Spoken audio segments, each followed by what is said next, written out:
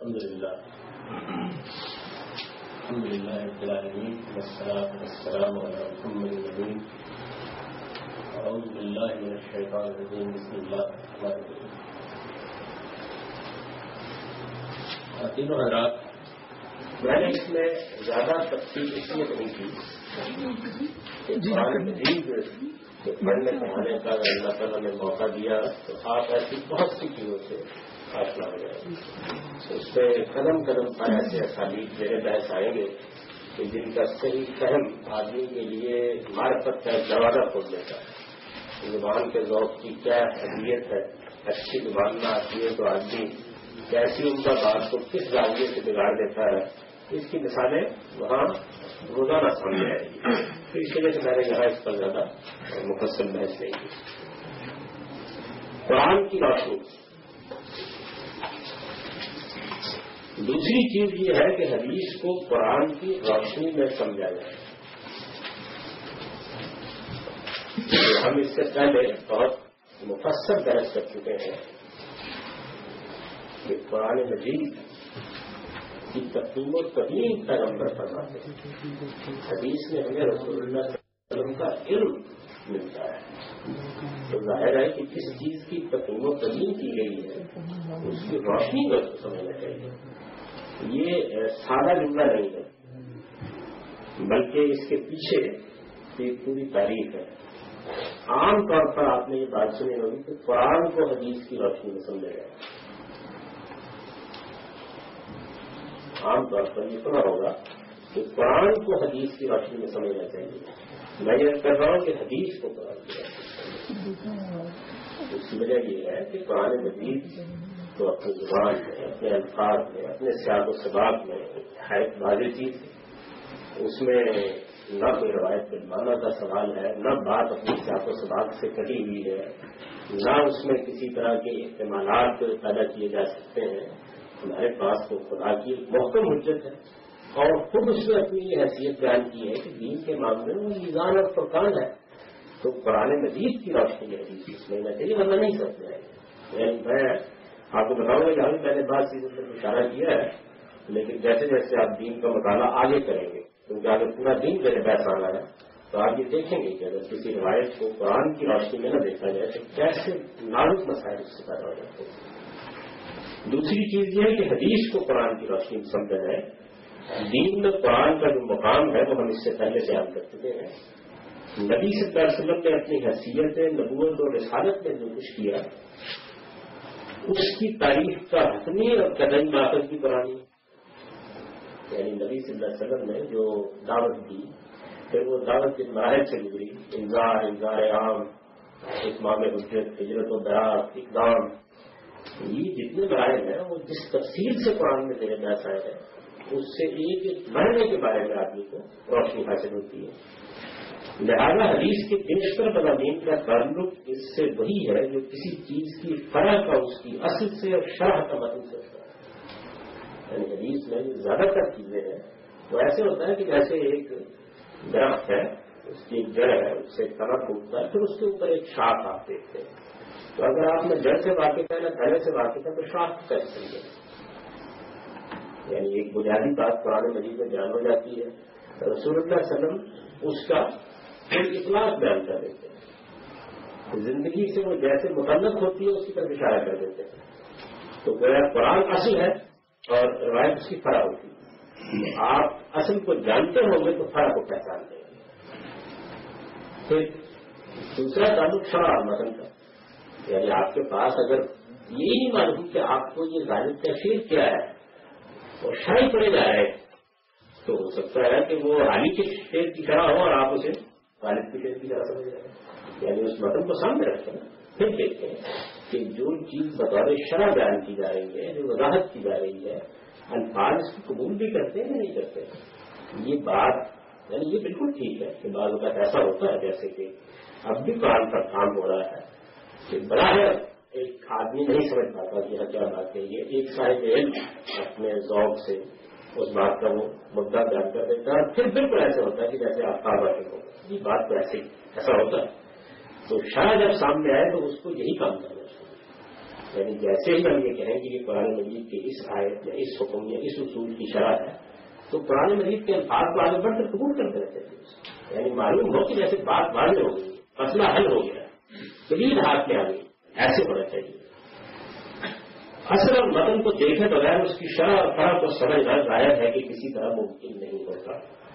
حدیث کو سمجھنے میں جو غلطیاں اب تک ہوئی ہیں ان کا اگر دقت نظر سے جائزہ لیا جائے تو یہ حقیقت صاف واضح ہو جاتی ہے. اہل رسالت میں رحم کے واقعات، کعب بن اشرف کا قتل، عذاب قبر اور شفاعت کی روایت، یہ میں نے چند مثالیں دی.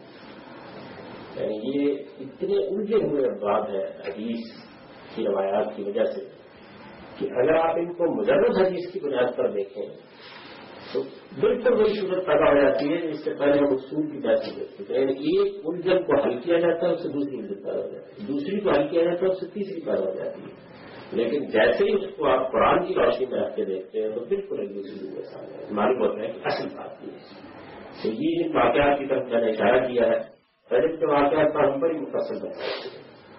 میری کتاب برہان میں وہ سب مضامین شامل ہیں جن میں جب ہمارے موقف پر اعتراضات ہوئے، مختلف اہل علم نے بحث کی تو ان مباحث میں ہم نے اپنے نقطۂ نظر کو واضح کی. اس میں روایات کی زیر بحث آئی ہے، اصول فقہ کی چیزیں کی زیر بحث آئی ہے، اطلاق کے مسائل کی زیر بحث آئے ہیں. اگر ہر پہلو سے اس میں تفصیلی بحث ہو گئی اس سے اندازہ کیا جا سکتا ہے کہ محض قرآن کی روشنی میں روایات کو رکھنے کے نتیجے میں بات کیسے واضح ہوگی. اور اگر آپ اس روشنی میں اس کو نہیں رکھتے اور بالخصوص واقعات کے معاملے میں تو بڑا حادثہ ہو جاتا ہے. میں نے عدالت پر جس پر بڑی تفصیلی بحث کی تھی کہ یہ کیا طریقہ ہے کہ ایک آدمی ایک مقدمے کی سماعت ہو رہی، یعنی ایک جج مسجد میں بیٹھے ہوئے مقدمے کی سماعت کر رہا ہے اور وہ ایک آدمی کو موت جیسی سماعت ہو رہا تھا. مقدمہ کیا تھا، واقعات کیا تھے، کن چیزوں پر جرا کی گئی، کس اصول پر سزا دی گئی. ایک آدمی وہاں پر کھڑا ایسے ہی جیسے کہ مجمع میں تماشا دیتا ہوتا ہے، وہ کھڑا ہے وہاں اور وہ بعد میں جا کے اس واقعے کو بیان کر دیتا ہے. ہمارے لوگ اس سے قانون رقص کر رہے ہیں. یعنی ایک بند چلتا ہوا وہ بیان کر رہا ہے. نہ اس کے سامنے وہ سوالات ہیں جو ایک قاضی کے سامنے ہونے چاہیے، نہ اس کے سامنے وہ مسائل ہیں، نہ اس پس منظر کو وہ سمجھتا ہے. اس کا جو نتیجہ نکلتا ہے وہ یہ ہے کہ عجیب و غریب قسم کی چیزیں داخل ہو جاتی ہیں. ایک میں سارا مثال دے رہا ہوں کہ ہمارے یہاں شتم رسول کا مسئلہ ہے جس کے اوپر قانون بن گیا. قانون کے مسائل اور فضائل میرے بحث رہتے ہیں ہمارے معاشرے میں. آپ اس سارے معاملے کا مطالعہ کریں. اس پر سب سے بڑی کتاب ابن تیمیہ کی ہے، صاحب المسلول علی شاتم الرسول. یعنی بنیاد کس چیز پر ہے؟ تو کہا میں سے بعض لوگوں نے چلیے ایک دوسری چیز کی بنیاد رکھی. وہ یہ کہتے ہیں کہ جب ایک مسلمان رسول اللہ علیہ وسلم کی شان میں جانتے ہوئے اس سے گستاخی کرتا ہے تو اس کا مطلب یہ ہے کہ وہ اسلام چھوڑتا ہے. یہ اقتدار ہے اور اقتدار کی سزا کیونکہ قبل ہے تو یہ اسلام سے ملتی ہے. چلیے ایک بات کی طرف سے کریں. لیکن جو لوگ اس اصول سے اس کو عکس نہیں کرتے بلکہ یہ کہتے ہیں کہ شتم رسول کی سزا بجائے خود شریعت میں قتل ہے، وہ آپ نے دیکھیں واقعات کیا بیان کرتے ہیں. یعنی ایسا نہیں ہے کہ کوئی رسول اللہ علیہ وسلم نے بات بیان کیا ہے اس کو پیش کر دیتے ہیں. قرآن مجید میں کوئی آیت ہے جس میں یہ بیان کیا گیا اس کو پیش کر دیتے ہیں. وہ واقعات بیان کرتے ہیں. اور وہ واقعات کس طرح کے ہیں؟ ایک شخص رسول اللہ علیہ وسلم کے پاس آیا، اس نے آپ کے اپنا مقدمہ آپ کے سامنے پیش کیا. وہ ایک یہودی تھا، اس کے مقدمے کا حضور نے فیصلہ کیا. وہ حضرت عمر کے پاس چلا گیا اور اس نے دوبارہ اپنا مقدمہ پیش کر دیا. حضرت عمر کو جب پتا چلا کہ رسول اللہ فیصلہ کر چکے ہیں تو وہ اندر گئے اور بجائے اس کی بات سننے لگے. یہ واقعہ ہے اس کے اوپر جسے سکتا معاملے کی نوعیت آسان نہیں ہے. کیا اس طرح لوگوں کو لائسنس دے دیا جائے کہ وہ اپنے طور پر جس کو چاہے کر سکتا جس کی چاہے کر مقدمہ میرے بحث نہیں آیا، معاملہ سنا نہیں گیا. اگر کوئی قانون ثابت ہے اسی طرح کے واقعات ہیں جن واقعات سے ایک پورا کا پورا قانون ہم نے عکس کیا ہے. کوئی چیز ایسی نہیں ہے. یہ نہیں ہے کہ قرآن کی ایک آیت میں سراحت کے ساتھ بیان ہوا ہوگا. اور دیکھیے بات کیا ہے کہ موت کی سزا نہیں. میں اس کی بحث نہیں کر رہا ہوں. قرآن مجید میں وہ بات بیان ہوئی ہے جس کی روح سے اس طرح کے واقعات کو ماننا ہی ممکن نہیں. قرآن نے یہ بیان کیا ہے کہ موت کی سزا یا کسی آدمی کے قتل کا معاملہ کن صورتوں میں ہو سکتا ہے، اس کو اصول کے طور پر بیان کیا. یہ غلط بحث ہے، کیونکہ یہ سب میرا بہت نہیں، میں صرف یہ بتا رہا ہوں کہ واقعات نہیں ہو جاتا. تو رحم کے واقعات میں بالکل ایسا ہی ہوا، اور پھر ان واقعات سے جو صورتحال پیدا ہوئی ہے میں آپ سے سچ عرض کرتا ہوں کہ اس کو پیش کرنا مشکل ہوتا ہے. مثلا آپ قرآن میں دیکھیں گے 2 واقعات جو میرے پاس آئے ہیں، انہیں بھی آپ دیکھ لیجیے کیا شکل ہے، بیان نہیں کیا جاتا ہے. روایت میں ہے کہ سیدنا علی رضی اللہ عنہ نے ایک بیوی کو بدکاری کے جرم میں سزا دی، اور پہلے اس کو انہوں نے 100 کوڑے لائے، پھر اس کے بعد کو کر دیا اور یہ کہا کہ میں نے قرآن کی روشنی میں کوڑے مارے ہیں اور سنت دوسرے دن. اچھا، دوسری طرف پورا کا پورا ایک روایات کا نتیجہ ہے جو رحم کے واقعات بیان کر رہا ہے، جس میں بہت سے لوگ یہ بیان کرتے ہیں کہ کسی آدمی کو جسے رحم کی سزا دی کیوں دی گئی، یہ غلط بحث ہے. جس کو رحم کی سزا دی گئی کوڑے نہیں مارے نبی صلی اللہ علیہ وسلم. حضرت علی نبی صلی اللہ علیہ وسلم کے شب و روز کے ساتھیوں میں سے، یعنی ان کو یہ تو معلوم تھا کہ رجم کی سزا دی جا سکتی، یہ معلوم نہیں تھا کہ اس سے پہلے کوڑے مارے جائیں یا نہیں مارے جائیں. اچھا، اگر وہ یہ ٹھیک کہتے ہیں تو اس کا مطلب یہ کہ ان روایات کا کیا کیا جائے پیچھے، اور اگر وہ روایات تو اس حضرت علی کے اس عمل کی کیا توجہ کی اس سوالات پیدا ہوتے ہیں اس کے بارے میں. اچھا، اس سے زیادہ جو دلچسپ واقعہ ہے وہ یہ ہے کہ نبی صلی اللہ علیہ وسلم ایک شخص کو 100 کوڑے مارے اور اگلے دن معلوم ہوا کو شادی شدہ ہے، پھر اس کو رجم کرا. آپ تھوڑی دیر کے لیے توقف کر کے سوچیں کہ اس سے ایک معاذ اللہ یعنی حضور کے معاملے میں سوچ نہیں سکتا تو آدمی کہ چرچ کی کیا تصویر سامنے آتی ہے. لوگوں کی شادی کی تحقیق بھی کوئی ایسی چیز ہوا کرتی ہے جس سے مشکل پیش آئے. اچھا، اگر بنیاد یہی ہے کہ شادی شدہ اور غیر شادی شدہ کی بنیاد پر فیصلہ کرنا ہے اور جج نے یہ پوچھا ہی نہیں، اس کی تحقیق نہیں. میں نے اس پر بحث کی ہے روایت کے اوپر، تو میں سے سوال کیا تھا کہ وہ تو خیر ہوئی کہ پہلے 100 کوڑے مارے، اگر شادی شدہ سمجھ کے حرم کر دیا تھا اگلے دن پتا چلتا کہ نہیں، یعنی اگر صورت الٹ ہو جاتی تو کیا کیا جاتا. یہاں تو چلیے خیر ہو گئی نا کہ غیر شادی شدہ سمجھ کے اس کو 100 کوڑے مار دیے، ابھی لگے یہ پتا چلا. اگر ترتیب بڑھ جائے معاملہ اگر تحقیق کرنے کا سمجھ نہیں تھا تو ہو سکتا ہے تو میں ایک آدمی کو دیکھوں اور میں کہوں گا مجبور سے اگر شادی نہیں ہو گئی. اگر سمجھ نہیں کا معاملہ ہے قانون ایسے نہیں کام کرتا، یہ کسی جج کا طریقہ نہیں ہوتا، میرا ایسے ظاہر لی جاتی. اب اس کو آپ روایت کے طور پر بنوانا چاہتے ہیں کہ یہ واقعہ اس طریقے سے ہوا ہے، تو میں نے آپ سے عرض کیا کہ جب ان چیزوں کو اس طرح دیکھا جاتا ہے تو بالکل دوسری تصویر سامنے آ جاتی ہے. صاحب بلشت کے قتل کا معاملہ بھی اسی طرح کا ہے. قرآن کی روشنی میں دیکھ کر صاف معلوم ہو جاتا ہے کہ یہ معاملہ یعنی اللہ تعالیٰ کی طرف سے ہوا ہے. اس معاملے کی ایک مخصوص نوعیت ہے، یہ قانون اسلام حجت پر مبنی ہے، یہ قتل کوئی عام قتل نہیں ہے. یہ ساری بات سورہ توبہ سے اور قرآن مجید کے دوسرے اشارات سے واضح ہو جاتی ہے. اس وجہ سے میں نے یہ کہا تھا کہ اس کی روایات پر جب بات باندھا جائے تو یہ لکھا جائے کہ ان لوگوں کے واقعات جن کو خدا نے قتل کیا. اب خدا کے قتل کرنے کا جو قانون قرآن میں بیان ہو اس کی روشنی میں دیکھیے بات بالکل ٹھیک ہے، لیکن جیسے واقعہ بیان ہوا ہے اس میں تو اخلاقی لحاظ سے بہت سے اخراجات پیدا ہوتے ہیں، یعنی اس کو کسی طرح کی قابل قبول قرار دے. عذاب قبر کا معاملہ بھی ہے، یعنی عذاب قبر کا معاملہ جو ہے وہ قرآن کی روشنی میں اگر دیکھا جائے، میں نے اس کو بحث کی ہے. اگر آپ لوگوں کو یاد ہوگا جب عذاب قبر کی روایات مشکات میں آئی ہیں تو میں نے تمام روایات کو سامنے رکھ کر یہ بتایا کہ دیکھیے قرآن کی روشنی میں معاملے کی نوعیت کیا ہے، اور اگر وہ روشنی نہ ہو تو پھر اس میں بھی مسائل کی پوری دنیا جو اس سے پیدا ہو جاتی ہے. شفاعت کی روایتوں کا معاملہ بھی یہی ہے. عمر کو قاتل الناس اور من تبدل دینہ فقتلوا جیسے احکام اسی لیے اتنوں کا باعث بن گئے. یعنی یہ بہت اشارات ہے. اس وقت میں اس کی تفصیل نہیں کر رہا ہوں، اس کی ضرورت ہے. یہ چیز ظاہر ہے دین جب 10 آئے گا تو آ جائے گی ساری کی ساری. یہ سب کچھ ہی میرے 10 آنا پورے دین. یہ تو بڑی مشہور روایت ہے. امید کو قاتل الناس یہ روایت جو ہے اس میں بیان کیا گیا کہ مجھے یہ حکم دیا گیا ہے کہ میں لوگوں کے ساتھ جنگ کروں یہاں تک کہ وہ لا الہ الا اللہ کا اقرار کریں. تو روایت کے الفاظ سے یہ معلوم ہوتا ہے کہ ہمارے لیے جنگ کا حکم لوگوں کو کلمہ پڑھانے کی حد تک ہے، یعنی ہم تلوار پکڑیں گے اور یہ کہیں گے کہ بھائی آپ مانیں دین، لیکن اسی روایت کو آپ قرآن مجید کی روشنی میں رکھ کے دیکھیے تو بالکل دوسری صورت سامنے آ جاتی ہے۔ اس پر بھی میں کیونکہ بڑی تفصیلی گفتگو اپنی کتابوں میں کر چکا ہوں، یہ روایت بہت زیر بحث آئی ہے، جگہ جگہ میں نے اس کو آگے بھی کوٹ کیا اور آپ دیکھیں گے آگے کہ یہ کیسے زیر بحث آتی ہے۔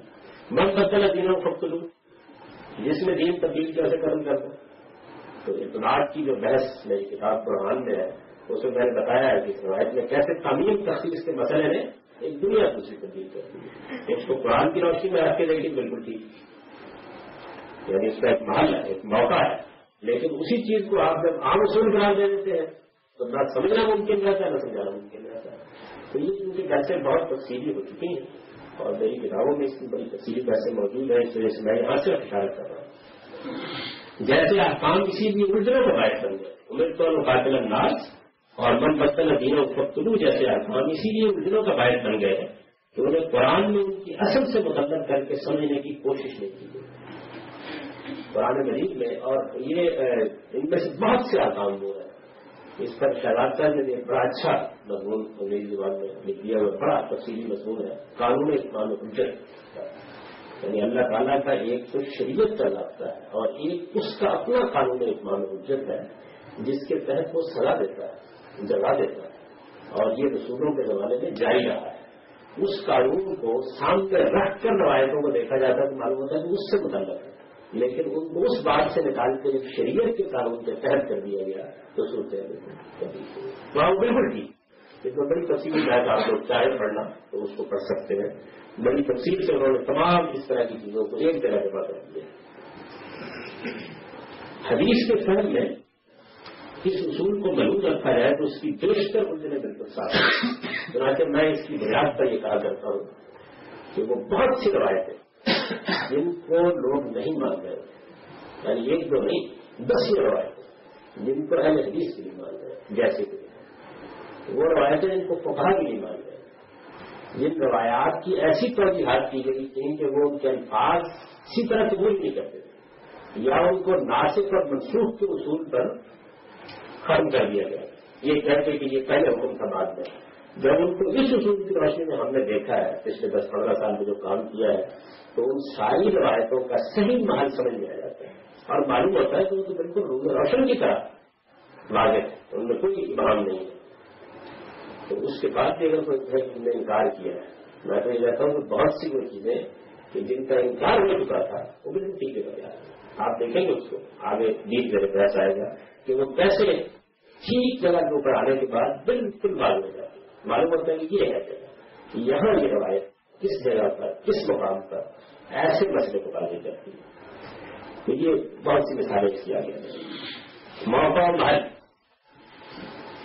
تیسری چیز یہ ہے کہ حدیث میں جو مضمون بیان ہوا ہے قرآن کی روشنی کے بعد، تیسری چیز یہ ہے کہ حدیث میں جو مضمون بیان ہوا ہے اس کے موقع اور محل کو سمجھ کر اس کا مدعا متعین کیا۔ قرآن مجید میں موقع اور محل دونوں اس کے سیاق و سباق خوبصورت رنگ سے بدل ہوتے ہیں۔ روایت میں راوی الفاظ بیان کر دیتا ہے، واقعہ بیان کر دیتا ہے، بعض اوقات پس منظر بیان نہیں کرتا، موقع بیان نہیں کرتا، بات کس محل میں کہیں گی اس کو بیان نہیں کرتا۔ اس لیے یہاں اس کی بڑی ضرورت ہوتی ہے کہ یہ بات کس موقع کی اس کو سمجھیں، یعنی نفس ایک ہی ہوگا۔ ابھی میں پچھلے دنوں کام میں نے مکمل کیا ہے حجاب کے کام پر معاشرت کے قانون، تو اگر میں ایک مثال دے رہا ہوں، نبی صلی اللہ علیہ وسلم کے بارے میں یہ روایت بیان کی جاتی ہے کہ معینہ اتباع الجنائز، عورتیں کہتی ہیں کہ ہم کو جنازوں کے ساتھ چلنے سے روک دیا گیا۔ میرے استاد مولانا امینہ سے اسلائی نے عورت کا مقام جو کتاب لکھی ہے اس میں اس روایت کو اختلاف مرد و زن کے موقع پر رکھا ہے، یعنی اس لیے روک دیا گیا کہ اس سے عورتوں اور مردوں میں اختلاف پیدا ہوتا ہے۔ جب یہ موقع ہے انہوں نے بیان کر دی، روایت وہاں چلی گئی اور انہوں نے اختلاف مرد و زن کے جو اصول قرآن میں بیان کیے گئے ہیں ان کی روشنی میں سے اس میں میں سب لمبی بحث نہیں کرتا کہ جو اعتراضات پیدا ہوتے ہیں اس سے اور جو بعض دوسری وجہ پیدا ہوتی ہے، میں صرف یہ بتا رہا ہوں کہ موقع محل کے فرق سے کیا ہوتا ہے۔ مطلب میں اس کو بالکل دوسری جگہ پہ دیکھتا ہوں. میں یہ محسوس کرتا ہوں کہ عورتوں کے معاملے میں ہمیں بہت سی روایات سے یہ معلوم ہوتا ہے کہ وہ جگہ پر غلط کرتی تھی. عام طور پر ان کے اوپر موت کا اثر بھی غیر معمولی ہوتا ہے. اب بھی آپ نے دیکھا ہوگا کہ زیادہ ہوتا ہے سب سے زیادہ عورتوں میں بہن کی آواز آتی ہے. نبی صلی اللہ علیہ وسلم نے ایسی بہت سی چیزوں سے عورتوں کو روکا, یہاں تک کہ قبرستان میں جانے سے بھی روک دیا رسول. وہ بال پھیلانے کی معلوم کرتی تھی. یہ عربوں کی روایت تھی. عربوں کی شاعری میں, ادب میں, تاریخ میں اس کا ذکر آتا ہے کہ عورتیں کیسے کیسے نوحہ کرتی, سال سال بھر معلوم کرتی رہتی. ظاہر ہے کہ اس طرح کی معاشرتی چیزیں آسانی سے ختم نہیں ہوتی. تو رسول اللہ صلی اللہ علیہ وسلم نے جنازے میں تو لے کے جا رہے نا میت, گھر سے نکالنی 4-5 مشکل ہو جاتی. کبھی آپ نے دیکھا ہوگا تو حضور نے عورتوں سے کہا کہ جنازے کے ساتھ نہ چلاتے ہیں. کوئی معلوم نہیں کہ بات کی کیا تکلیف ہو جائے, بیٹا ہے, بھائی ہے, اس طرح کی چیز ہے. میں اس سے یہ نہیں گفتگو کر رہا, میری رائے ٹھیک ہے. میں یہ کر رہا ہوں کہ موقع مان کیا فرق ہے. یعنی ان کے نزدیک وہ حکم اختلاط مرد و زن کے بات کا ہوگا اور میرے نزدیک دوسرے بات کا ہوگا. اچھا, الفاظ میں تو کوئی بات نہیں. الفاظ تو اتنے ہیں کہ مہینہ اتباع جناز, تو موقع محل سے آپ دیکھیے کتنا فرق باقی ہو جاتا ہے. یہ ایک سادہ سی مثال ہے. تیسری چیز یہ ہے کہ حدیث میں جو مضمون بیان ہوا ہے اس کے موقع اور محل کو سمجھ کر اس کا مدعا متعین کیا جائے. بات کس وقت کی گئی, کس سلسلے میں کی گئی اور کن لوگوں سے کی گئی, یہ سب چیزیں اگر معلوم نہ رکھی جائے تو نہایت واضح باتیں بھی بسا اوقات لا یذہل معمہ بن جاتی ہیں. فہم حدود حدیث میں اس اصول کی اہمیت غیر معمولی, یعنی یہ غیر معمولی کے الفاظ محض مبالغہ ہے. اس اصول کو سامنے رکھ کر آپ جب حدیث کا مطالعہ کرتے ہیں تو بالکل ایک دوسری دنیا سامنے آ جائے. اگر اس کے موقع اور محل کا لحاظ نہ رکھا جائے تو باتیں اپنی جگہ سے اکھڑی ہوئی ہوتی. یہ نہیں مہینہ اتباع جناز کی میں نے آپ کو مثال دی, تو اس کو اس جگہ رکھے تو بالکل ایک دوسری تصویر سامنے آتی ہے اور دوسری جگہ رکھ دیں تو تصویر سامنے آ جاتی ہے. الحمد بن قریش مشہور رہا ہے. یہ میں نے اس کی مثال دی کہ دور جدید میں بھی یہ بہت زیادہ ایسا ہے. یعنی ایک روایت ہے کہ ائمہ مسلمانوں کے حکمران قریش میں سے ہوئے. یہ امام حنیفہ والے ائمہ نہیں, یہ لفظ اس بارے میں بہت بعد میں استعمال ہونے لگا ہے. رسول اللہ صلی اللہ علیہ وسلم کے زمانے میں یہ استعمال ہوتا تھا سیاسی حکمرانوں کے لیے. احمد بن قریش یہ ایک تعبیر ہے اس کی. بعض دوسری روایتوں میں اور طریقے سے یہ ساری باتیں آئی.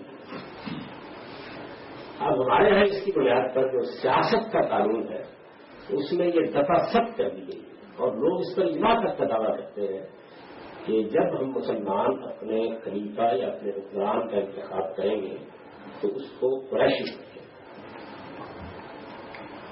یعنی یہ بحث حدیث کا مسئلہ نہیں رہا.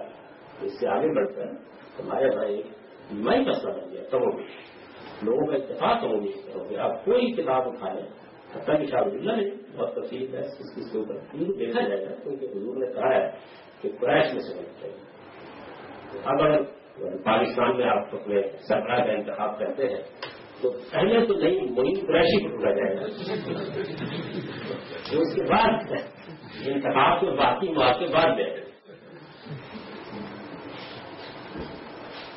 یہی وہ روایت ہے کہ جس کے اوپر ہمارے ہاں ہندوستان کی تاریخ کا وہ بہت بڑا مارکا ہوا ہے جس نے ہندوستان کی سیاست کا رخ بالکل تبدیل کر دیا. جب ترکوں کی خلافت کے الغاء کا معاملہ شروع ہو گیا, اسے ختم کرنے کا معاملہ شروع ہو گیا, تو اس موقع پر مستشرقین تو پڑھ رہے تھے نا ہمارے حدیث کے نتیجے کو بھی سب کو, تو انہوں نے یہ کہا کہ بھائی یہ مسلمان یہاں پر محمد علی جوہر کی قیادت میں تحریک چلا رہے ہیں خلافت کے لیے, ان کے ہاں تو ویسے ہی مسلمہ اصول ہے کہ خلافت قریش کے پاس ہونی چاہیے, تو عثمانی تو قریش نہیں. اس وجہ سے جس خلافت کے لیے اتنے بےتاب ہے اس خلافت کی تو کوئی دینی بنیاد ہی نہیں, ویسے ہی اس کو ختم ہو جانا چاہیے, کسی قریشی کو ڈھونڈنا چاہیے اس مقصد کے لیے.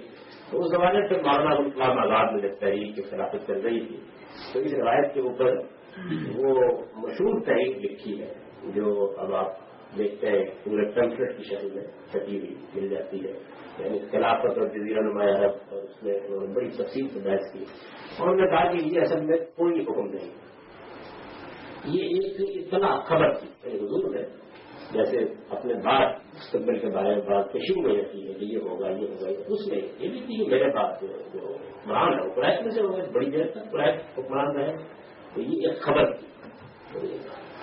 اس کے بعد مولانا سید ابوالفضل صاحب موجودی نے اس کو موضوع بنایا، اور وہ اس وقت موضوع بنے گا انہوں نے دین میں حکمت عملی کا اصول وضع کیا۔ یعنی یہ بحث شروع ہو گئی نا، بحث تو سب میں ہمیشہ عملی معاملات سے ہوتی ہے۔ یعنی وہ جیل میں تھے، ایوب خان کے خلاف محترمہ فاطمہ جناح کا صدارتی امیدوار کی حیثیت سے اپوزیشن نے انتخاب کر لیے۔ اب یہ مسئلہ پیدا ہو گیا کہ جماعت اسلامی کو اپنے لٹریچر میں دیکھا جائے گا، یہ لکھ چکی تھی، وہ بھی لکھ چکے تھے کہ اور قرآن نہیں ہو سکتا، یہ ایک مسلمان مسئلہ، اور اس پر مولانا مودودی نے بہت لکھا تھا، دوسرے لوگوں نے بھی لکھا۔ تو بہت غور کرنے کے بعد پھر انہوں نے اس میں ایک حل نکالا۔ وہ حل انہوں نے نکالا کہ دین میں ایک حکمت عملی کا اصول ہے، اور اس میں دین کی ساری حرمتیں ابدی نہیں ہوتی۔ بعض حرمتیں تو ایسی ہیں جو کسی حال میں بھی ختم نہیں کی جا سکتی، لیکن ایسی حرمتیں جو ابدی نہیں ہوتی ان میں یہ حق ہوتا ہے ایک دین پر عمل کرنے والے کو کہ وہ حکمت عملی کے اصول پر کسی چیز کو وقتی طور پر مباح کرتا ہے۔ اور جو آدمی اقامت دین کی دعوت لے کے اٹھا ہو اور دنیا میں اسلام کا غلبہ قائم کرنا چاہتا ہو، بدرجہ ہے تو اس کو یہ فیصلے کرنے ہوتے ہیں۔ اور دین کا یہ طریقہ نہیں ہے کہ آپ اس کا اطلاع کس طریقے سے کرتے ہیں، یہ انہوں نے اصول بیان کیا۔ اس پر اگر آپ لوگوں میں کچھ لوگوں کو اس طرح کی پڑھنے کا ذوق ہے تو یاد ہوگا کہ مولانا میراث اسلامی نے ایک مثال پہ داریہ لکھا تھا کہ اب تو یہ ضروری ہو گیا ہے کہ دین کی ساری حرمتوں پر ابدی اور غیر ابدی کے لیبل لگا دیے جائیں تاکہ یہ معلوم رہے جو خامخائی مصیبتوں پڑے ہوئے ہو گئے۔ بہت بڑائی داریہ شروع ہوئی، تو اس کے بعد خیر اس میں بہت لوگ شامل ہو گئے، پھر وہ الفقار شامل ہوا، پھر مولانا اسلامی نے وہ مشہور بحث کیے ان کے مقالات میں ہے۔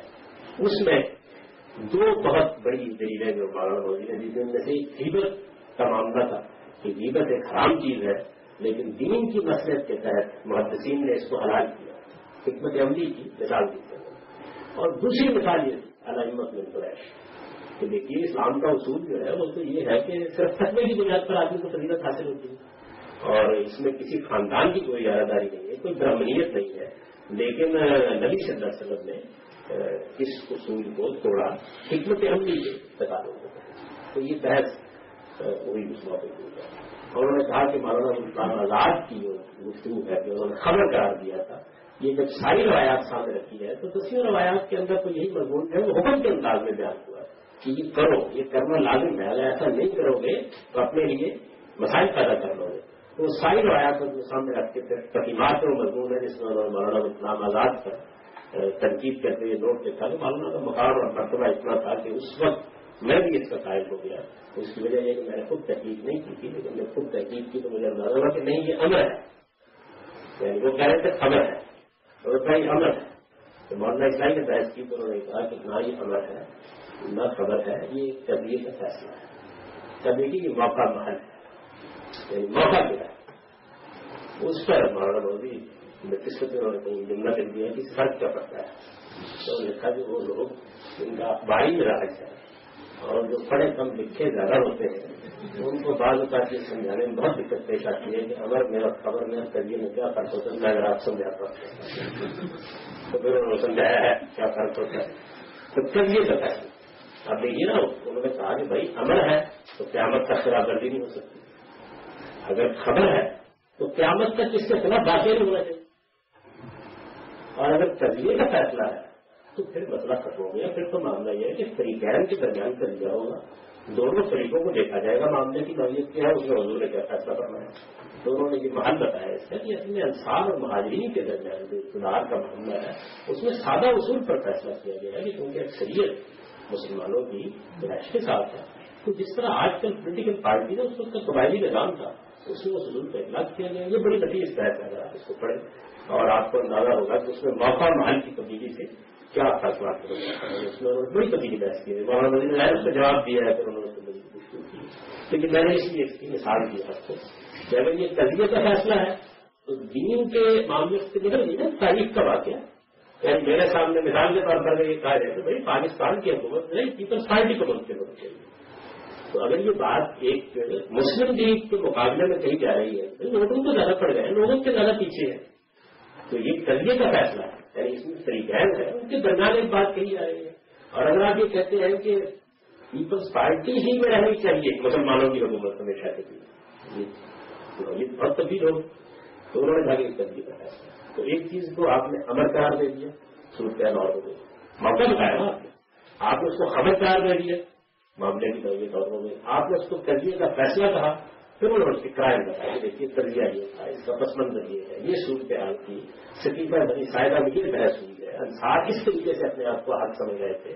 رسول اللہ صلی اللہ علیہ وسلم نے اس چیز کا قبل وقت احساس کر کے یہ بحث کی. میں نے بھی یہ ساری بحث آگے قانون سیاست میں کر دی ہے، تو اس وجہ سے اس کو وہاں تفصیل سے دیکھ لیں گے. یہاں سے اشارہ مقصود تک کیا فرق واقع ہوتا ہے. اس حدیث کے ظاہر الفاظ سے ہمارے علماء اس غلط فہمی میں مبتلا ہو گئے کہ مسلمانوں کے حکمران صرف قریش میں سے ہوں گے. درحالے کی یہ بات مان لی جائے تو اسلام اور برہمنیت میں کم سے کم سیاسی نظام کی حد تک کوئی فرق باقی نہیں رہا. اس مغالطے کی وجہ محض یہ ہوئی کہ ایک بار کے نبی صلی اللہ علیہ وسلم کی وفات کے فوراً بعد کی سیاسی صورتحال کے لحاظ سے کہی گئی، یہ موقع مالا بات ہے، اسے دین کا مستقل حکم سمجھ لیا گیا. حدیث کے نتیجے میں اس طرح کی روایتیں بہت، یہ بھی آپ حدیث سے پڑھیں گے تو آپ کو معلوم ہوگا بہت سی روایتیں ٹھیک جگہ پہ رکھ دیجیے، بالکل واضح. حدیث کے نتیجے میں اس طرح کی روایتیں بہت ہیں اور ان کے موضوعات بھی نہایت اہم ہیں. ان کا منشا سمجھنے میں اس اصول کی رعایت ناگزیر ہے. حدیث سے بات پر نظر. چوتھی چیز یہ ہے کہ کسی حدیث کا مدعا متعین کرتے وقت اس بات کی تمام روایات پیش نظر رہنی چاہیے. یعنی آپ نے ایک روایت وضو کے بارے میں پڑھی، اس سے پورا کا پورا مضمون نکال لیا، اس کے بارے میں بہت سی روایتیں موجود ہیں، تو ساری روایات سامنے رکھتی ہیں. یعنی بعض وقت تو یہاں تک ہو جاتا ہے، جیسے ہم نے داڑھی پر بحث کی کہ ایک آدمی ایک ٹکڑا روایت کرتی ہے، آپ ساری روایتیں نکالیں تو اس کا پس منظر بالکل اور معلوم ہوتا ہے، وہ کس محل میں ہو رہی ہے، کس موقع پر ہو رہی ہے، یہ پتہ چلتا ہے. اور یہ معلوم ہوتا ہے کہ ساری روایات سے اصل میں کیا مدعا مقصود ہے. تو یہ کوئی طریقہ نہیں ہے حدیث پر، کیونکہ وہ قرآن کی آیت نہیں ہے کہ جو اپنے نظم اور سیاقوں سے بات کرو. میری بات سنی، یہاں پہ 10-15 لوگ موجود تھے، انہوں نے بیان کر دی، ایک نے ایک طرح سے بیان کر دی، آپ سب کو جمع کریں گے تو ایک تصویر سامنے آئے گی. آپ یہ مطلب حدیث سے بات کر لیں، یعنی اس بات کی، اس موضوع کی، اس مضمون کی تمام روایات کو جمع کرنا چاہیے جو ہمارے پاس میسر ہے. اس سے فہم کا دروازہ کھلتا ہے، معلوم ہوتا ہے کہ کیا بات ہے. چوتھی چیز یہ ہے کہ کسی حدیث کا مدعا متعین کرتے وقت اس بات کی تمام روایات پیش نظر رکھی جائے. بارہ ایسا ہوتا ہے کہ آدمی حدیث کا ایک مفہوم سمجھتا ہے، لیکن اسی بات کی تمام روایتوں کا مطالعہ کیا جائے تو وہ مفہوم بالکل دوسری صورت میں روایت ہوگا. یعنی آپ جیسے جیسے روایات کو جمع کرتے جاتے ہیں تو بات بالکل اور سامنے آتی چلی جاتی ہے. اس کی ایک مثال تصویر سے متعلق روایتیں ہیں. ان میں سے بات کو دیکھیے تو بظاہر معلوم ہوتا ہے کہ ہر قسم کی تصاویر ممنوع قرار دی گئی. یعنی آپ نے مثال کے طور پر ایک روایت دیکھی، لعن اللہ المصور، اللہ تعالیٰ نے تصویریں بنانے والوں پر لعنت کی ہے، حدیث ہے، آپ نے دیکھی اور اس کے بعد لعنت پھینک دی ہر طرح کی تصویروں پر. لیکن اگر آپ سب کو جمع کریں، اور اس میں بڑا نفیس مضمون ہے، ہمارے مورد کے استاد ہیں محمد رفیع صاحب، کئی اقساط میں اشاعت میں چھپا ہوا ہے، اس میں تصویر کی تمام روایات کو جمع کر کے یہ بتایا کہ دیکھیے ایسا سوچتے ہیں کیا ہے، تو اس کو آپ پڑھیں گے تو معلوم ہو جائے گا.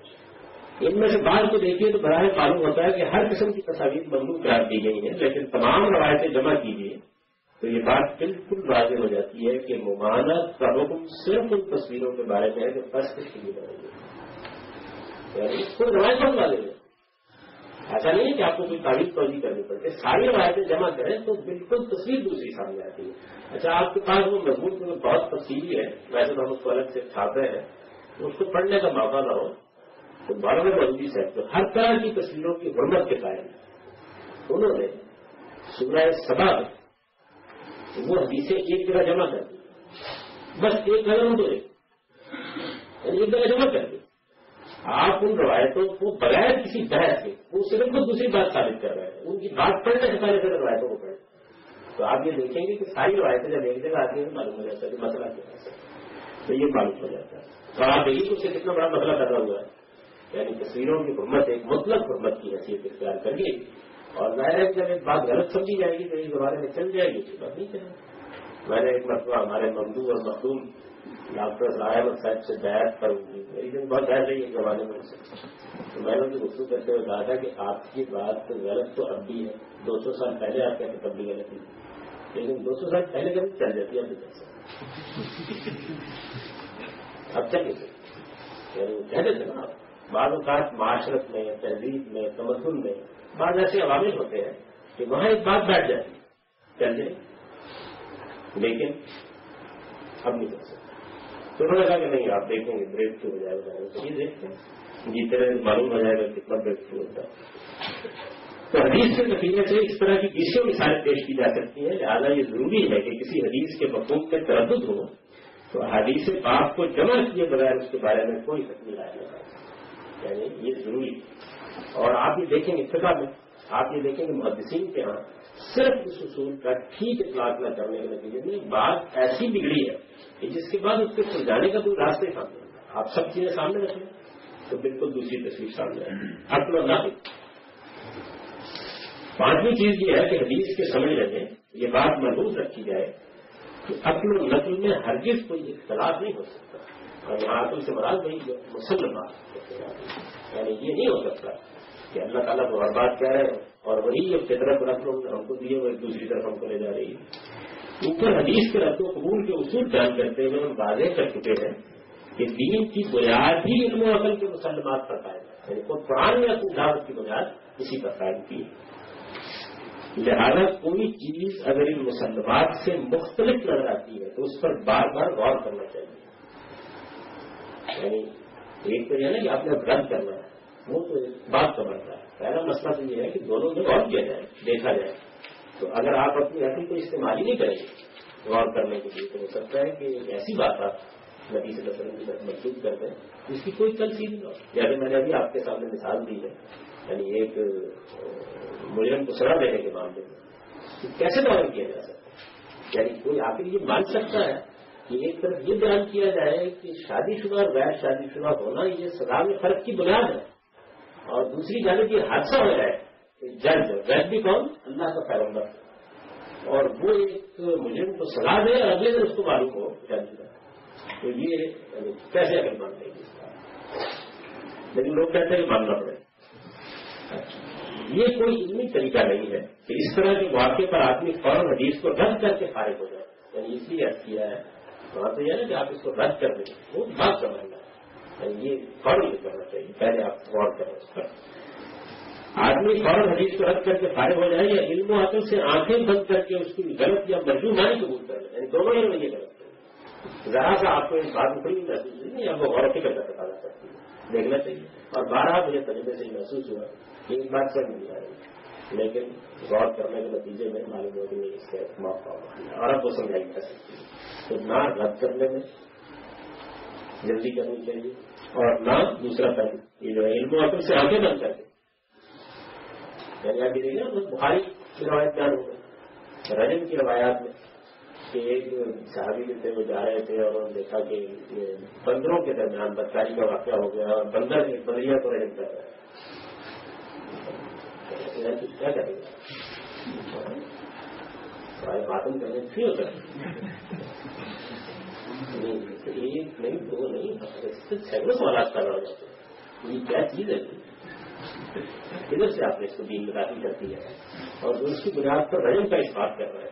آپ دیکھیں کبھی وہ کتابیں پڑھیں جو ہمارے موقع پر لکھی گئی تھی، اس میں یہ روایت بھی لگا تھا، لوگوں نے کہا کہ یہ تو جانوروں کا بھی مسلمان سے لکھا تھا۔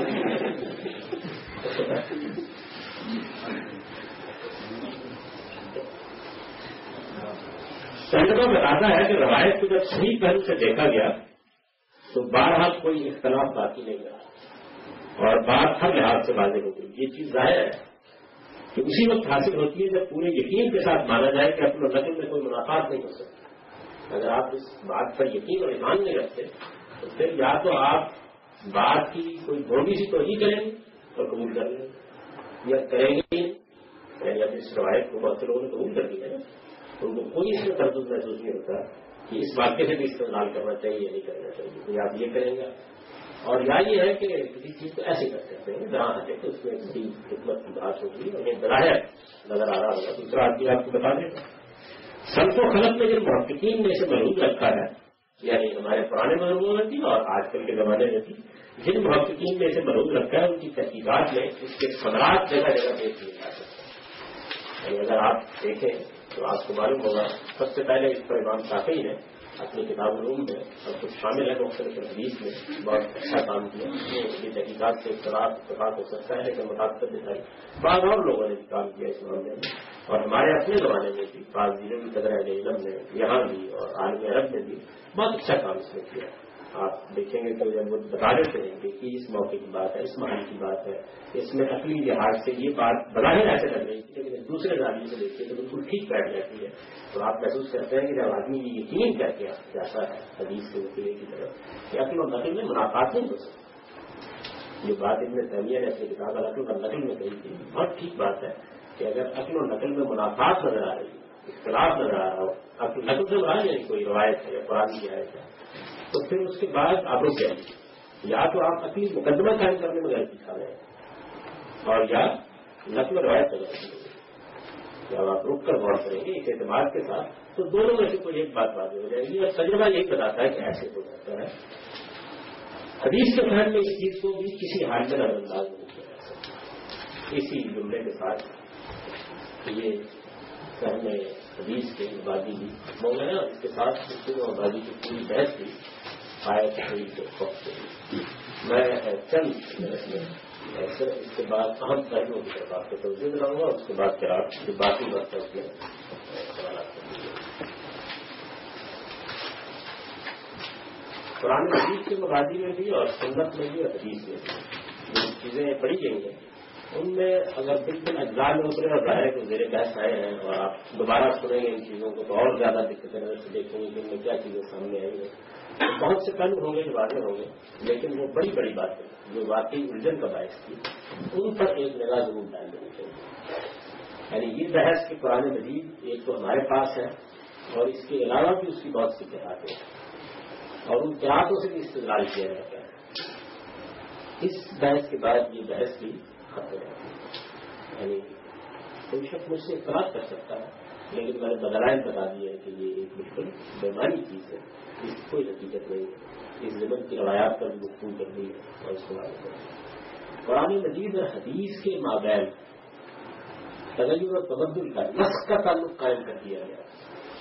اس میں آپ نے دیکھا کہ پوری بحث کہ جس سے میں نے تمام روایات کو لیا اور یہ بتایا آپ کو کہ دیکھیے ان کا صحیح محل یہ کسی جگہ زبان کے اصول کو نہ سمجھنے سے غلطی ہو رہی ہے, کسی جگہ قرآن کا مدعا واضح نہیں ہو رہا ہے, کسی جگہ خود روایت کو نہ سمجھنے سے غلطی ہو رہی ہے. ورنہ یہ کہ ان کے درمیان کوئی منافعات نہیں ہے. قرآن مجید ہی کی بات ہے جس کو رسول اللہ صلی اللہ علیہ وسلم کر دیا اور وہ بڑے بڑے واقعات جو یا بعض روایات کے اندر جو مضامین آئے ہوں اور میرے پاس اس کو ایک بار پھر آپ دیکھیں گے تو آپ کو اندازہ ہوگا کہ اس سے کیا خدمت ہوئی ہے اور کس طریقے سے ایک بڑا بات جو ہمارے یہاں موجود تھا جس کی بنیاد پر اصول قائم ہو رہے تھے وہ نکل جاتا ہے, ختم ہو جاتا ہے. پھر اس کے بعد قرآن مجید کا موضوع کیا ہے, یعنی یہ بحث جو ہے یہ کیسی مخصوص شان ہے, اس سے کیا نتائج نکلتے ہیں, اس سے قرآن کے بارے میں کیا انداز بدلتا ہے, یہ بحث ہو چکی ہے. میں صرف اشارہ کر رہا ہوں کہ اس کو بھی ذہن میں رکھیے. اس ذہن میں ایک نئی دنیا وجود میں آتی ہے اور قرآن کو سمجھنے کے بھی نیا سلیق سامنے آتا ہے. پھر اس کے بعد قرآن مجید میں نظم و ترتیب کی ہے. یعنی قرآن مجید ایسا نہیں ہے کہ اقبال کا مجموعہ ہے, یہ نظم کیا ہے اور اس میں خود سورہ کا نظم کیا ہے اور سورہ کے نظم سے آگے بڑھ کر پھر خود قرآن مجید کا خود نظم کیا ہے. اس پر جو کچھ ہم نے کام کیا ہے اس کی ایک چھلک سامنے آ جاتی ہے. اور اس طرح قرآن مجید کے بارے میں بھی عمومی رائے ہے کہ یہ تو اصل میں ایسے ہے کہ بڑی بڑی صورتیں اٹھا کے رکھی ہیں, ایک طرف چھوٹی ایک طرف رکھنی ہے, یا یہ ہے کہ کسی آیت کے بارے میں نبی صلی اللہ علیہ وسلم نے کہہ دیا وہاں رکھ دو, یا لوگوں نے اپنی توقیق سے رکھ دی اور اس طریقے سے یہ معاملہ ہو گیا ہے تو اس کی پوری نفی ہو جاتی ہے. معلوم ہوتا ہے کہ قرآن کس محکم جگہ پر کھڑا ہے, وہ کیسے اس معاملے کو واضح کرتا ہے, کیا کرتا ہے. پھر اس کے بعد یہ کہ حدیث اور سنت کی بحث فیصلہ کرتی ہے. یعنی یہ جتنی آپ نے چیزیں دیکھی ہیں, یہ ضمنی ہونے کی بحث میں اتنے مسائل, پھر اس کو یقینی بنانے کی اتنے ہضم کے انداز کی جدوجہد, پھر اس کی بنیاد پر شبے میں احکام کا فرق کرنے کے مسائل جن کی میں نے آپ کے سامنے توضیحات کی ہیں, یہ ساری بحثیں کرتے جاتی ہیں. اس کی وجہ یہ ہے کہ اجماع پر قرآن قائم, اجماع پر سنت قائم. دین ان دونوں میں محصور ہے. حدیث نہ دین میں کوئی تغیر کرتی ہے نہ کوئی اضافہ کرتی ہے.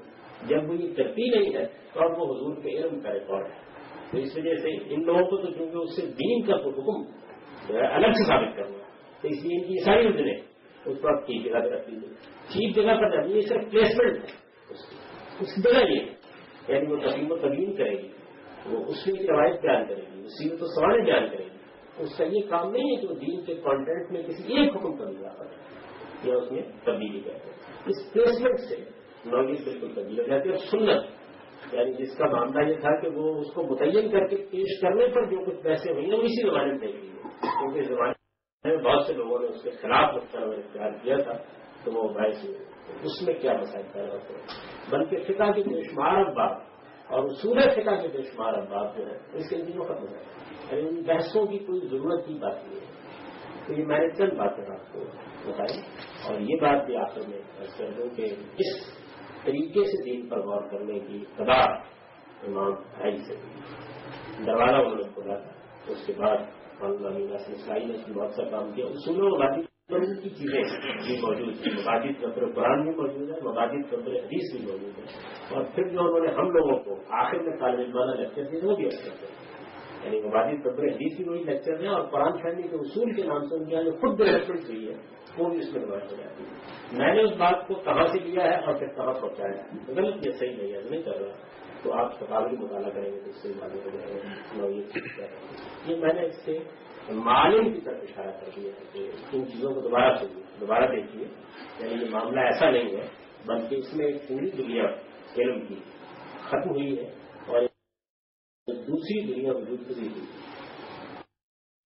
یا نہیں ہوئی ہے تو بعد میں آنے والے لوگ فیصلہ کریں گے، لیکن ایک بالکل دوسرا زاویہ نظر سامنے آ گیا، اور وہ جو بنیادی مسائل تھے ان بنیادی مسائل میں سوچنے کا انداز اس سے مختلف بنتا ہے، اور اس کے بعد میرا اپنا احساس یہ ہے کہ اصول کی حد تک کوئی بحث بات نہیں ہے، یعنی کوئی بحث بات ہی نہیں رہتی، اصول فقہ کی بہت بحثیں ہیں، یعنی بڑی نازک بحثیں ہیں، ان کی بھی کوئی بحث بات نہیں، ٹھیک جگہ پر آپ کریں، یہ قرآن ہے، یہ سنت ہے، اس کے بعد جہاں تک روایات کا تعلق ہے ہمارے پیغمبر کا علم اس سے جانوں گا، وہ علم بے خطا علم تھا، ہم میں سے ہر ایک کی آرزو ہے اس علم کا جتنا حصہ بھی ہم کو مل سکے ہم اس کو پڑھیں، تو ہماری مداح ہے، ہم اس کے بارے میں کوئی پیپرمنٹ رویہ اختیار نہیں کرتے، لیکن اس سے دین میں نہ کوئی تبدیلی ہوتی ہے، نہ کوئی تغیر ہوتا ہے، نہ کوئی اضافہ ہوتا ہے، اپور قومی حاضر رسم اب آپ نے کوئی بات پوچھنی ہے لکھا چل رہا دوسری ہے، اور اس کے بعد اب دین کا صحیح تصور یہ بحث انشاءاللہ شروع ہو جائے گی، یہ اس کتاب کے بعد اگلا اس کتاب میں اگلا کریں گے اس پر انشاءاللہ۔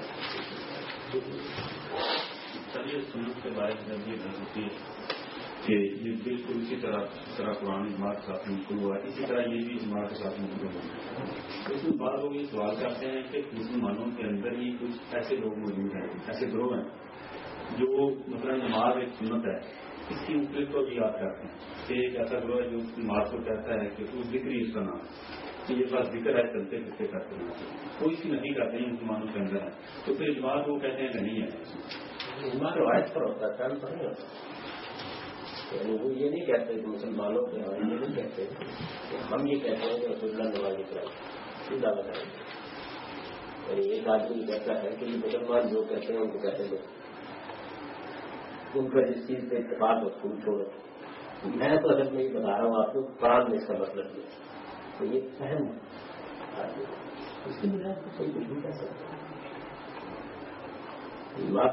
روایت سے فہم کریں کیا کسی نے دعویٰ کیا اس طرح یہ سامنے اکتوبر کو یہ جو ہمارے معاشرے میں بعض لوگ تین نمازیں کہتے ہیں کہ مسلمان تین ہیں، وہ کیا کہتے ہیں کہ نبی صلی اللہ علیہ وسلم نے تین نماز پڑھا، تو یہ کہتے ہیں قرآن سے نہ اجماع چیلنج کیا گیا نہ روایت چیلنج کی گئی، وہاں تو صورتحال یہ ہے کہ وہ کہتے ہیں قرآن سے ہم نہیں سمجھے، یعنی وہ کہتے ہیں قرآن کی بنیاد پر ہم اجماع کو رد کر رہے ہیں، میں بھی رد کر دوں گا اگر قرآن سے مجھ کو معلوم ہوگا کر دوں، اس کی وجہ یہ کہ اجماع کسی علم کے منتقل ہونے کا یقینی ذریعہ ہے، لیکن قرآن کو اس پر بھی حکومت کرے گا، تو یہ ساری بحث جو ہے یہ بجائے قرآن کی جاتی ہے، کیا خیال ہے آپ کہیں گے قرآن مجید سے میں یہ ثابت کر دوں تو کوئی نماز نہیں ہوگا، کیا کریں؟ ٹھیک ہے اجماع ہے ویسے بڑی خوشی سے قبول کر